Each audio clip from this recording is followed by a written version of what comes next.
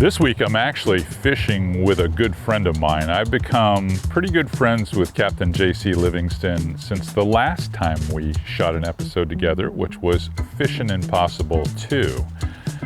We had much nicer weather this time. I figured I would give both of us an opportunity to get even with the weather and actually fish during perfect weather. So we decided, hey, we can do a great show right here before this front shows up. And he goes, CA, I guarantee you, if we can get out there to these rocks, it's going to be one of those epic episodes for Flats Class TV. I was like, let's do it. Dog it. JC, what have you done?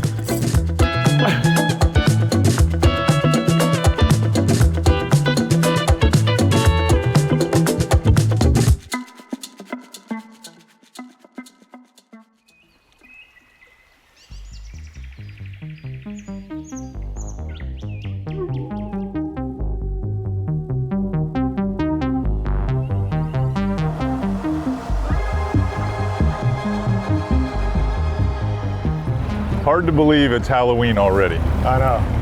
And with a shortened grouper season, FWC cutting it short, kind of gives those fish a respite a little bit so they're not getting beat on. We might have a good day, and a front arrives this afternoon. So what do you think the expectation will be? Well, we're gonna stay in shallow, and part of this closure, that shallower bite's been a lot better this year than normal. And when you say shallow, how shallow? From 7 to 10 foot. 7 to 10 foot.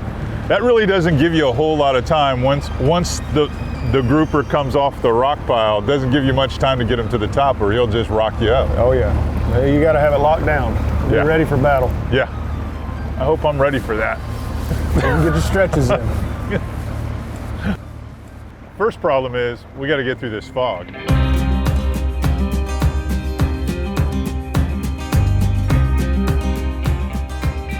A lot of not only my friends and neighbors here where I live in Crystal River, but a lot of the guides that I'm friends with in other areas of the state, they always say, man, you guys have an incredible Gag Grouper fishery there inshore. You must love it. And the truth be known, I don't really target those Gag Groupers very often, especially with my own guys. I rely on the guys that know what they're doing. Guys like Captain JC Livingston, guys like Brandon Branch. It's a lot more technical than just throwing out a bat full of bait and then hooking some cut bait up or something and just chunking it in there and thinking you're gonna catch them. It's a lot more technical than that, especially when you do it with artificial lures. So I know I've done this enough times now where this is never a one-stop shop. Lots of times you're bumping around quite a bit. Yeah, in the shallow water, usually you got to move around a little bit, find them better fish. Yeah. There's so many targets on the bottom here. There's so many. They could swim 300 yards one way or the other on any given tide, and what was hot yesterday is not hot today. May not be today. There we go.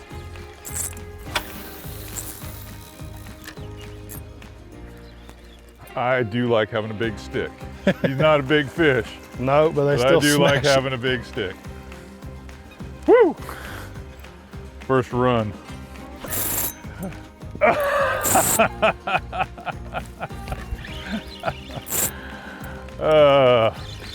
Nice having a big rod. Yeah, I can remember when I used to like to make this sporting. No. You guys have taught me too many lessons Look up at that here one. Hey, doing picture this. right there, picture right there. Look at them all, look at them all. You got a bunch right there. Oh, that's a good fish. That's a good one. That is a good fish. That one would probably go home if it was season. Yeah, that one would, he'd make the cut. Yeah, he'd make the cut. That's a good fish. You see that other one that was following him though? I know, he was bigger. He was bigger, I noticed it. They don't play, they go quick.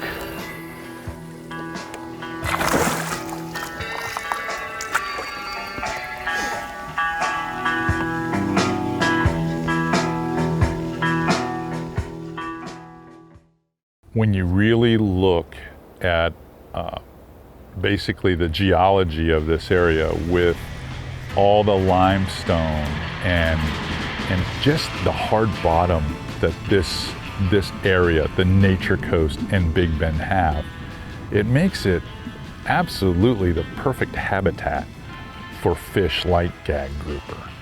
It's not like they're on every rock pile that you come across out there, but when you find them, you really find them.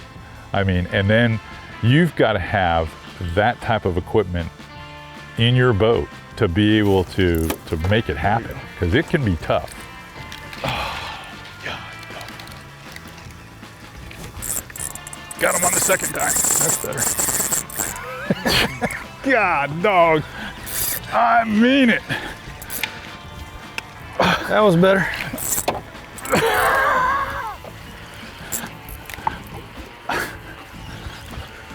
Now you're really glad you got that heavier rod. Yeah. Yeah, that was a toad.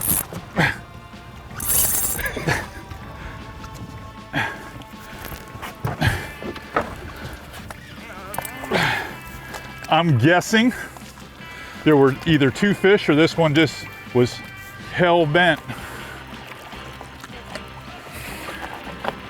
Wow. That was a head turner. That one was a good one. That one looks big with you holding it. Wow. Just wow. They angry. Might get a picture with you with that one. You hold on to him. Nice. Okay. Whew. I thought he had me. There's gonna be some more in there. I thought he had me. There's gonna be a couple more like that there. Well, I've got to admit, I fish for an awful lot of species. I love going bone fishing. I love tarpon fishing. I love it more for my clients than I do myself. I love catching big speckled trout on Paul Brown lures, and I've always loved snook fishing. But I'm going to tell you right now, this is about as much fun as you could possibly have with your clothes on. Throwing lures to Gag Grouper and to be able to hit them and react, I mean, because they give you everything they have.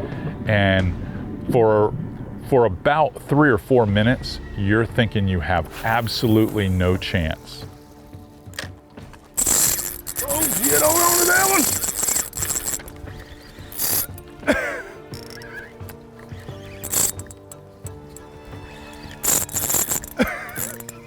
God dog it. JC, what have you done? That one turned the boat sideways. Oh, man.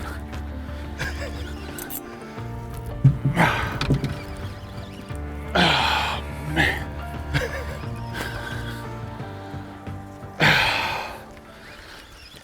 Got him off the rock pile, though. This one better be big. I'm gonna feel embarrassed. That's a good one. It's a good one. Woo! That thing whooped me. Oh, I couldn't imagine doing this with smaller gear. Couldn't imagine. No. Could not imagine. Could not imagine. That one's got some girth to him. That one's tall, back to belly. That's a duffel bag with fins. Well, we'd be one away from going home. Yeah, we would be. I like the catch and release I fishing. did too. It's pretty good. And you have one hell of a good fishery here. It's just amazing.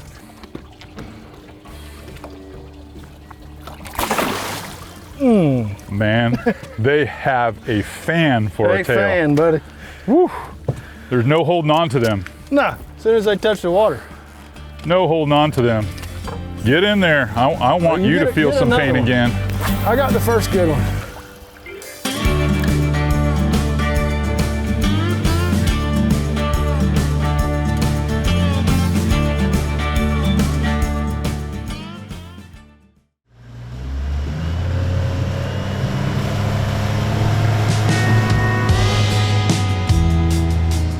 Years ago, There was a lot of skill in understanding how you had to anchor up on these grouper holes and basically get the boat to set up in the wind, in the tide, and the current to just make it happen. But with the advent of these anchor lock trolling motors, especially the power pole move, it is just an absolute no-brainer. You can get set up just perfect where you want to be and then hit the anchor mode on the power pole move, and you are within a cast of making some of the best memories of your life. Oh, right there, I lost him. He followed it all the way up the rock. I can bass this one too. Maybe. So explain to me how they rock you up. How? Yeah, they get down there and they just kind of flare out. Flare out their gills, and it's just, they'll get so wedged in there you can't, no matter what you think, you ain't pulling them out. Now, is there a trick to getting them out? I mean, is there one of those things where you can wait on slack line and get away from them? I give them line and let them hang out and feel like they're back to being comfortable, and if I can, like, I'll give it 5 minutes and let it just sit in the rod holder. And then go back and try. And sometimes they're out swimming around. Sometimes they're swimming out again. When you run offshore here on the Nature Coast, there's all kinds of possibilities. Whether you're fishing the rocks or you're fishing weed lines, I mean, you run into a lot of different species. Triple tail, kingfish, you name it. But even though we're focused on catching inshore grouper, you can almost count on another good fish to show up. It just happens every time we go. Here we go. Get out of the way. I'm gonna pray that that's a... What? It's a cobia. What? What? What? He got a cob. Nice. Never know what you're gonna catch. No, you don't. At least you got the stick for it. Yeah. I don't have the big net or the boga grip. On the Mullotron. On the Mullotron. Well, that's kind of bycatch you like to have happen. Yeah. And the Mullotron did exactly with the line through. That's exactly what it's supposed to do. Takes all the weight out. See if he's gonna beat me up. He's gonna beat you up. I'm in free spool, so. In this particular instance, when you're fishing for inshore gag groupers, these fish are so tenacious, so aggressive.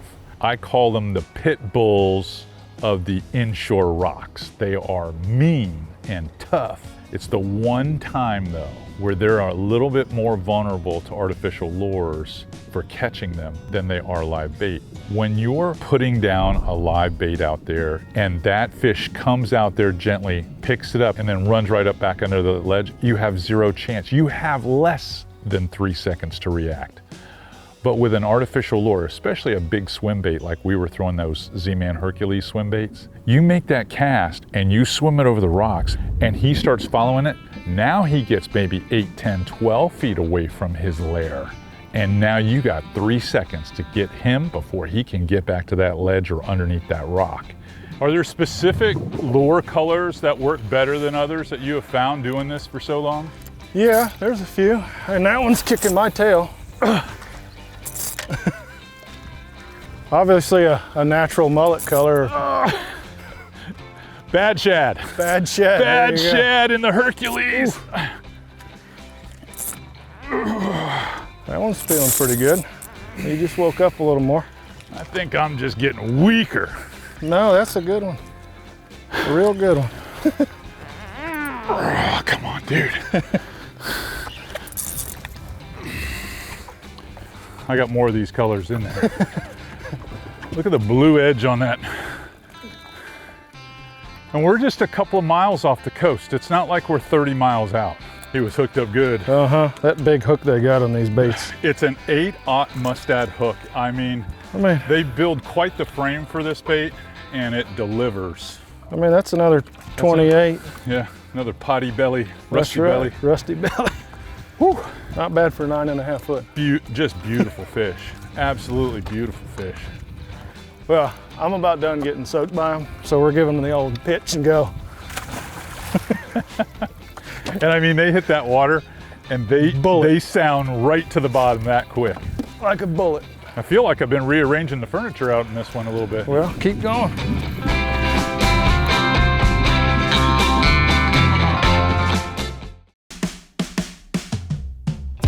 I know CA likes to work out, and I passed them the other morning leaving the gym, and this is how this whole kind of grouper episode kind of took place.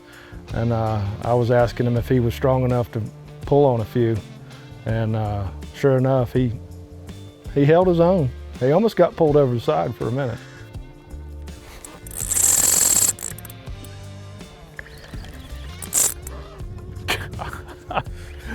Dude, I thought he was gonna take me to my knees.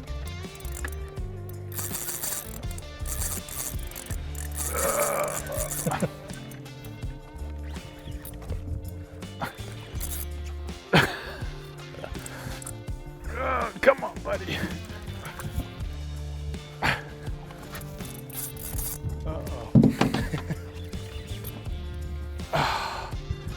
You may have put me on my last one today here. This one's hurting me. Need to bring a first aid kit on these trips. Hey, every now and then. Loaded with Tylenol. I like that lead that lasts all day. Oh, man. Where are you? Here he comes, a big one. Might be the biggest of the day. That is a big one. Might even get my picture taken with this one. Oh, man, what a giant. Sure it's not a Goliath? Oh, no. Oh my goodness. My goodness. That. Whoo. That's the way you end a day. There's your 20. Oh, that's your upper. Yeah, no kidding. Who needs a gym membership with these guys? That is something else. Oh, he's solid, buddy. That is a toad. That's a duffel bag or a steamer trunk with fins. That's what you call steroids. Yeah. Get it like that. I can hold them a little easier. You ready? 1, 2. That's what I'm talking about. I had to slow it down just a little bit more. When you catch them like this, it's about time to think about heading back to the plantation. You ain't lying. After living up here for a couple of years and spending time with different captains, JC and I have become better friends. And he's just one of those native guides here that kind of does everything. I mean, he duck hunts, he turkey hunts, he fishes for grouper, tarpon on fly. I mean, he really does about as much as you could possibly do as an outdoorsman. And we had such a challenge when we tried to film together last season in that Fishing Impossible 2 episode. I just wanted to round it out and say, let's try this again. Let's try this again in your backyard where it's going to work out on a good weather day. And we're right here in the heart of grouper season when it's just on fire at the end of October. And lo and behold, we got the right day just before the front got here, and we made it happen.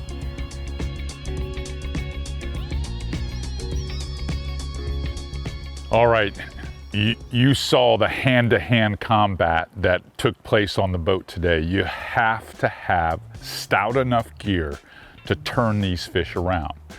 So I want to break it down for you. First, let's talk about some of the baits.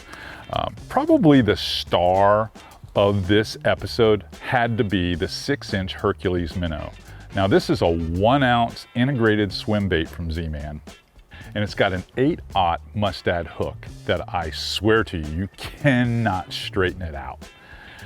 When you're fishing for the pit bulls of the rocks, you got to have a bait that is built to last, and this one truly is.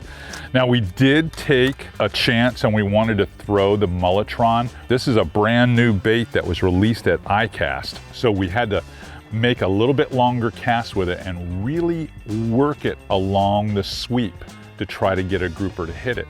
Now, JC, I think he caught a small grouper or two on it, but because it was riding higher over the rocks, the cobia loved this thing. And you saw what was next. He was coming out of the water. It was a really nice bait for that. And I love this bait for snook as well. I've got a Saragossa 10,000 here, packed with 50-pound diamond braid. I also put on 50-pound Illusion fluorocarbon, and I want you to come in and take a tighter look at this before I let you get away from me and show you the abrasion resistance of this particular fluorocarbon, because it made a huge difference in our catch ratio. Those are the same types of techniques and strategies that I use for tarpon. These are tarpon setups that we were fishing for these inshore grouper. And as you saw, I was very glad to have them. So if you ever think that you want to make your way up to the Nature Coast, to the Big Bend area, to tangle with some of these inshore pit bulls, the Gag Grouper, make sure you go with a qualified guide, because I'm telling you, not everyone can put you on them like Captain JC Livingston did for us today.